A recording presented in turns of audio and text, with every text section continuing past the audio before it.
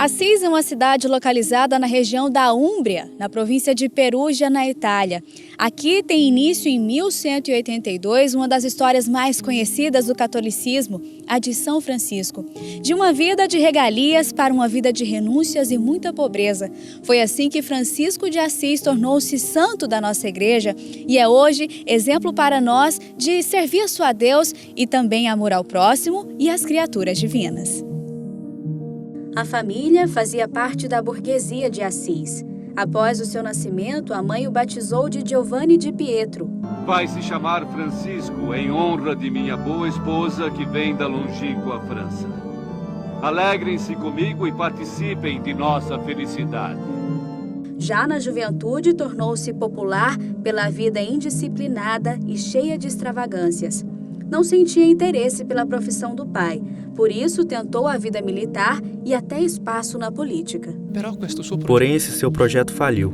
Ficou 1 ano na prisão depois de ser derrotado em uma guerra contra a Perugia.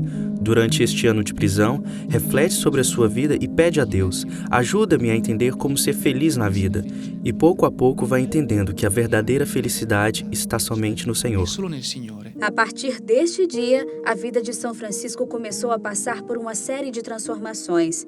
Ao ouvir a voz que vinha da cruz, ele recolheu os melhores tecidos da loja do pai, vendeu-os abaixo do preço e entregou todo o dinheiro ao padre da igreja onde o episódio tinha acontecido, a Capela de São Damião. Sem contar que o mesmo Francisco que sentia repulsa pelos leprosos passou a olhá-los de maneira diferente. E esse chamado é concretizado através dos mais pobres, que na época eram os leprosos, aonde Francisco viu nos leprosos, os excluídos da sociedade. Francisco, ele encontra nos leprosos o Cristo abandonado, o Cristo não amado. Após deixar a família, pediu a bênção ao bispo e partiu para uma vida de pobreza. Começou a andar descalço, sem cinturão, com a roupa mais miserável feita por ele mesmo em forma de uma cruz. São Francisco queria viver como Jesus viveu. Passou a seguir à risca o que ouviu da voz que vinha da cruz. Trabalhava como pedreiro na reconstrução de diversas igrejinhas da região, inclusive a Capelinha da Porciúncula. Entre outras capelas da região, essa seria a que São Francisco mais amava e onde ele vinha sempre para rezar. Aqui, após escutar o Evangelho de São Mateus quando Jesus envia os discípulos, foi que São Francisco entendeu realmente sua vocação, levar a palavra de Deus. Foi aí que ele se tornou um missionário e saiu a pregar o Evangelho de Jesus. E dali inicia a andar por toda a região dizendo que Jesus nos quer bem, nos ama e nos quer felizes. Eis que alguns meses depois, alguns dos velhos amigos lhe pedem: Francisco, queremos viver como tu. Ele os acolhe aqui e nasce a primeira fraternidade. Então a Porciúncula acolhe em torno de si a primeira fraternidade. Tudo nasce aqui. Foi então que começou a pregação da palavra. Era como um apóstolo. Seu exemplo e sua palavra convenciam de que era preciso ajudar os pobres e desfavorecidos, expressando assim o amor de Deus. Vários seguidores se uniram a ele e também pediam esmola, trabalhavam no campo, pregavam, visitavam e consolavam os doentes. Rosto sobre vós e tenha misericórdia de vós. Que ele sobre vós levante seu rosto e vos dê a paz. Com o tempo, o número de seguidores de seus ensinamentos e modo de vida foi aumentando. Imbuído pelo Espírito Santo, decidiu criar uma ordem religiosa. Francisco escreveu então, em 1209, a primeira regra da ordem, mais conhecida como regra primitiva. Essa era radical, instituindo para os monges e para a ordem pobreza absoluta.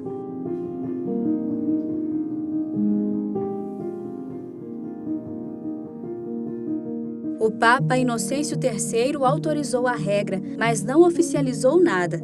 Só em 1223, depois de passar por algumas alterações a pedido do próprio Papa, as regras foram oficialmente aprovadas. Estava definitivamente criada a Ordem dos Franciscanos. A nossa responsabilidade de ser franciscano se abre uma proposta de vida para mostrar ao mundo que realmente o ser pobre, o ser simples, o ser despojado, o ser livre de tudo, de todo, que tanto o Papa hoje fala para a igreja de hoje, é a espiritualidade franciscana. Entre os maiores seguidores de São Francisco estava Clara. Na flor da juventude se aconselhava com ele e os dois tornaram-se grandes amigos. Em 1212, ela fugiu de casa e refugiou-se junto aos franciscanos, tornando-se a primeira mulher da ordem. Juntos, Santa Clara e São Francisco criaram um ramo feminino da ordem, as Irmãs Clarissas. Eu sei que é errado levantar minha voz contra qualquer pessoa, mas há alguns na sua ordem que mudariam suas vidas para obter algum conforto material. Não julgue, irmã, para não ser julgada. Eu também mudei por um conforto material. Não se esqueça das sandálias que me deu de presente. Você tem muitas estradas difíceis para viajar, mas quanto a mim, está errado. Sobre o que eu estou errado? Disse que meu caminho seria cheio de espinhos, mas tem sido alegria a cada passo. Os últimos anos da vida de São Francisco foram de muita paz interior, oração e comunhão com o Pai Eterno. Durante uma meditação no dia da festa da exaltação da Santa Cruz, Francisco recebeu chagas semelhantes às do próprio Cristo crucificado. São Francisco de Assis foi o primeiro cristão a ser estigmatizado. Sempre tentou ocultar os estigmas com faixas e seu hábito, e poucos sabiam. Só Santa Clara e Frei Leão sabiam que São Francisco recebeu os estigmas. Uma forma de muita humildade e simplicidade para nós, de São Francisco de Assis. E contamos sapato também, que nos últimos anos de São Francisco, as chagas também doíam, e Santa Clara deu para ele usar. E também na relíquia nós encontramos um pedaço do hábito de São Francisco que demonstra o sangue que saía, da chaga de São Francisco. Quase cego, em estado febril e atormentado pelos ratos, deixou para a humanidade um cântico de amor a Deus e à criação divina. O Cântico das Criaturas, também conhecido como Cântico ao Irmão Sol.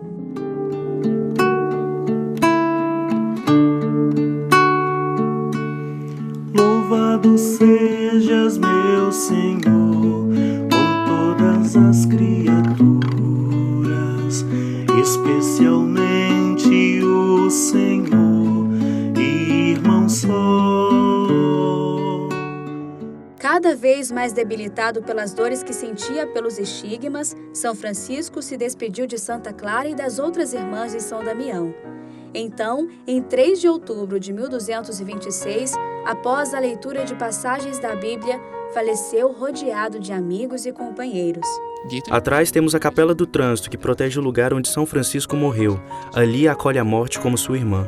Conhece o cântico do Irmão Sol? Cântico de todas as criaturas? Irmão Sol, Irmão Lua? É um cântico, é uma poesia belíssima para nós italianos. Verdadeiramente é importantíssimo e fala da beleza das coisas criadas. E ao fim, Francisco diz graças a Deus também pela morte. Não é fácil dar graças a Deus também pela morte, mas ele tem fé que depois da morte tem a vida, tem a ressurreição. Esta Capela do Trânsito protege esta memória, esta mensagem de Francisco. A morte não é o fim do mundo, mas é uma passagem para uma vida ainda mais bela. Em 1228, menos de 2 anos após sua morte, o Papa Gregório foi para Assis para canonizá-lo e Francisco tornou-se então São Francisco de Assis, santo da Igreja Católica. Com uma canonização, o próprio Papa manda construir uma basílica em sua homenagem, a Basílica de São Francisco, inaugurada em 1230, que hoje guarda os restos mortais do santo. Essa basílica aqui, na época de São Francisco, não existia. Era uma montanha que era chamada a Montanha dos Malfeitores. E na época de São Francisco, eram colocados aqui os ladrões na época. E São Francisco, ele comentava com seus frades que quando ele morresse, ele queria que seu corpo fosse colocado aqui. Porque o maior desejo de São Francisco era imitar e seguir Cristo Jesus.